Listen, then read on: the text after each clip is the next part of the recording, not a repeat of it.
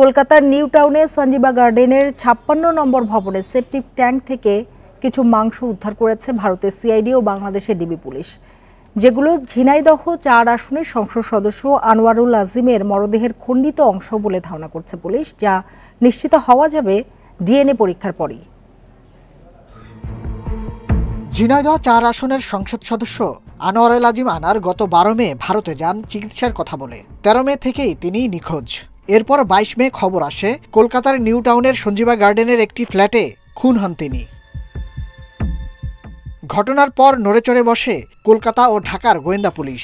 যৌথ অভিযানে নামে দুই দেশের পুলিশ। অবশেষে নিখোঁজের ১৫ দিন পর ঘটনাস্থল সঞ্জীবা গার্ডেনের সেপটিক ট্যাঙ্ক থেকে উদ্ধার হলো কিছু মাংস। পুলিশের ধারণা এগুলো এমপি আজিমের মরদেহের অংশবিশেষ।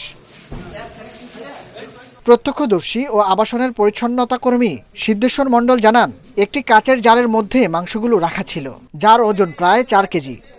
ছোট ছোট পিস করে প্যানের মধ্যে দিয়ে ফ্ল্যাশ করিয়ে দিয়েছে। ফ্ল্যাশ করে সেই মাংসটা ফ্ল্যাশ থেকে পাইপের মধ্যে দিয়ে ম্যানুয়ালে সেফটি ট্যাঙ্কে গিয়ে জমা হয়। এর আগে মঙ্গলবার সকালে সঞ্জীবা গার্ডেনের সেপটিক ট্যাঙ্কে অভিযান চালানোর কথা জানান ডিবি প্রধান হারুনুর রশিদ। মূল ঘাতকের সাথে কথা হয়েছে, অন্যান্য আসামির সাথে কথা হয়েছে। আমরা সকল তথ্যগুলি বিচার বিশ্লেষণ যাচাই বাছাই করছি এবং আমরা সেগুলি যাচাই বাছাই করে তদন্তকারী কর্মকর্তা এবং তার বিজ্ঞ আদালতে তার রিপোর্ট প্রেরণ করে। এমপি আজিম হত্যার রহস্য উদ্ঘাটনে বাংলাদেশ ও ভারতে গ্রেপ্তার মোট ৪ জনকে জিজ্ঞাসাবাদ করেছে দুই দেশের পুলিশ। তাদের দেয়া তথ্যে মরদেহ উদ্ধার অভিযানে নামে কলকাতার সিআইডি ও বাংলাদেশের DB police. Nahid Kamal, Independent News, Dhaka. এ নিয়ে আরও জানাতে আমাদের সাথে যোগ দিয়েছেন সহকর্মী দেবপ্রসাদ অধিকারী। দেবপ্রসাদ, কলকাতা পুলিশ বা বাংলাদেশের ডিবি এ নিয়ে সাংবাদিকদের মুখোমুখি হয়েছে কিনা? দেখুন, কিছুক্ষণ আগে অর্থাৎ মিনিট ৪-৫ আগে ডিবি প্রধান বাংলাদেশের তিনি সাংবাদিকদের এবং জানালেন যে আমরা আগেই যে তথ্যগুলো সংগ্রহ করেছিলাম সেগুলো ক্রস ভেরিফিকেশন করেছিলাম এবং ক্রস ভেরিফিকেশন করার পরে আমাদের যেটা মনে হয়েছিল, কারণ আমি সকালেই সিআইডি কে বলেছিলাম যে আপনারা এই যে সঞ্জীবা গার্ডেন, সেই সঞ্জীবা গার্ডেনের যে সেপটিক ট্যাঙ্ক, সেই সেপটিক ট্যাঙ্কে আপনারা তল্লাশি চালালে এই দেহের কিছু অংশ পাওয়া যাবে। এবং যেহেতু যারা ধৃত রয়েছেন, ধৃতদের কাছ থেকে জিজ্ঞাসাবাদের পরে এরকমই তথ্য উঠেছে। এবং আরো একটা জিনিস এখানে জানিয়ে রাখি যে শুধুমাত্র মাংসপিণ্ড নয়, এর সঙ্গে চুলেরও কিছু অংশ সংরক্ষণ করা হয়েছে বা উদ্ধার করতে সক্ষম হয়েছে সিআইডি।